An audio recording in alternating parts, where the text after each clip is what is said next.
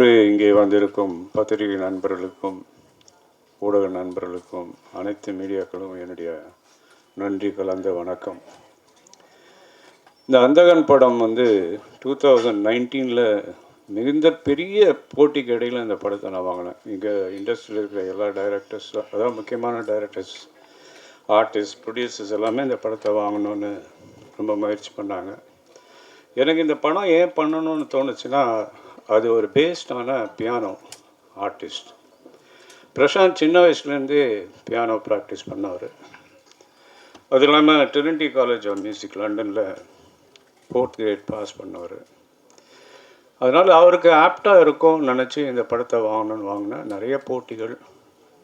படத்தை வாங்கின பிற்பாடு 2 வருஷம் கொரோனா வந்தது.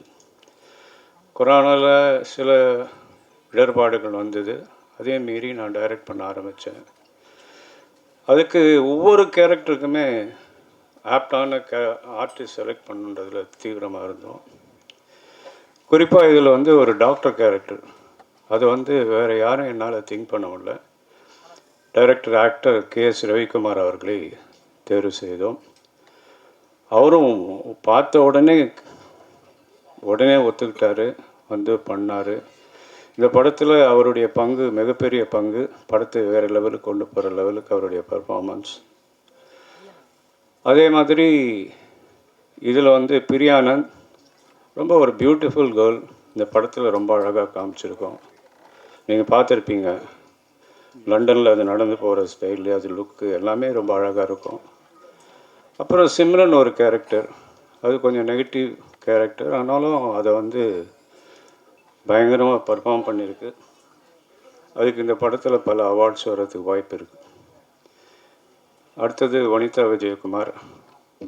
வனிதா விஜயகுமாருக்கு ஒரு நல்ல தீனி போடுற மாதிரி, நடிப்புக்கு தீனி போடுற மாதிரி ஒரு கேரக்டர், அதுவும் கலக்கிட்டு போயிடுச்சு. பின்னாடி சொல்லப்போனால் நம்ம ஒரு பழைய ஆக்டர் கேரக்டர், அதுக்கு கார்த்திக் முத்துராமன் அலைகழுவதில் கூட நடித்த காலத்துலேருந்து நல்ல நட்பு. அதனால் அவரும் இந்த படத்தில் நடிக்க ஒத்துக்கிட்டு வந்தார். காலையில் 8 மணிக்கெலாம் வந்துடுவார் லொக்கேஷனுக்கு. எல்லாருக்கும் ஆச்சரியமாக இருக்கும். அவருடைய கொடுத்த ஒத்துழைப்பு, மிகப்பெரிய பங்களிப்பு. அவர் பழைய அந்த காலத்தில் ஆரம்ப காலத்தில் நடித்த கார்த்திகை இந்த படத்தில் பார்க்கலாம். அதே மாதிரி இவங்க சின்ன சின்ன கேரக்டர்ஸ் கூட நாங்கள் பெரிய ஆர்டிஸ்ட் போட்டோம். இப்போ ஆதேஷ்பாலா பார்த்தீங்கன்னா, அவர் ஹீரோவாக நடிக்கிறார். இருந்தாலும் நான் கூட்டத்துக்காக அந்த படத்தில் நடித்தார். மோகன் வைத்தியா, பூவையார், செம்மலர்னு ஒரு கேரக்டர். பூவையார் அந்த படத்தில் கலக்கியிருப்பான்.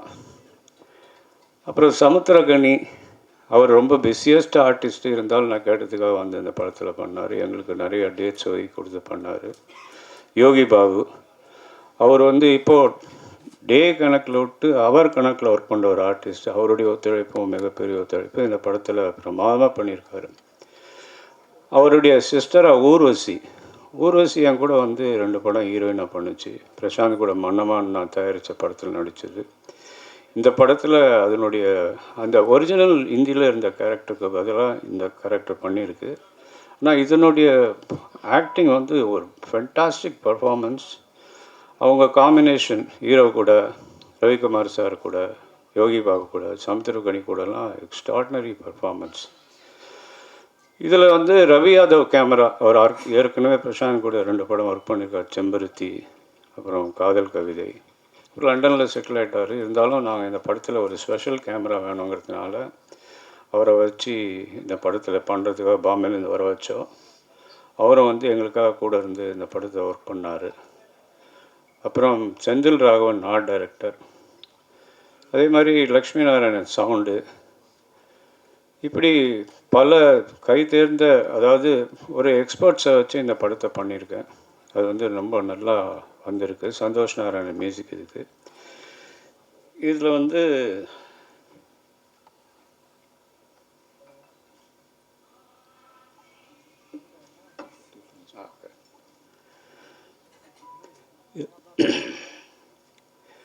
இதில் நிறைய விஷயங்கள் நாங்கள் இந்தியில் இல்லாத விஷயத்த வித்தியாசமாக பண்ண வச்சுருக்கோம். இந்த படம் பார்க்கும்போது ரொம்ப என்கரேஜிங்காக இருக்கும். இதனுடைய எண்டு ஒரு டிபேட்டபிள் கிளைமேக்ஸ். இந்த டிபேட்டபிள் கிளைமேக்ஸை நம்ம வந்து எப்படி இது என்ன நடந்தது, இது இப்படி இருக்குமா அப்படி இருக்குமான்னு யோசனை பண்ணுறவங்க 2வது முறை பார்க்குற மாதிரியான ஒரு படம். ஹிந்தியில் பார்த்தவங்களுக்கு இது வந்து அதுக்கும் இதுக்கும் எந்த சம்மந்தம் இருக்காது. கதையில் எந்த மாற்றமும் இல்லைனாலும் நாங்கள் நிறைய விஷயங்கள் இதில் வந்து ஹைலைட் பண்ணியிருக்கோம். இது பிரசாந்துக்கு 50வது படம்ங்கிறதுனால ஸ்பெஷலாக இதில் வந்து நிறைய விஷயங்கள் பண்ணியிருக்கோம். இதை வந்து ஆகஸ்ட் மாதம் ரிலீஸ் பண்ணுறதுக்கு நாங்கள் அறிவிச்சிருந்தோம். அதே மாதிரி ஆகஸ்ட் ரிலீஸ் ஆகும்.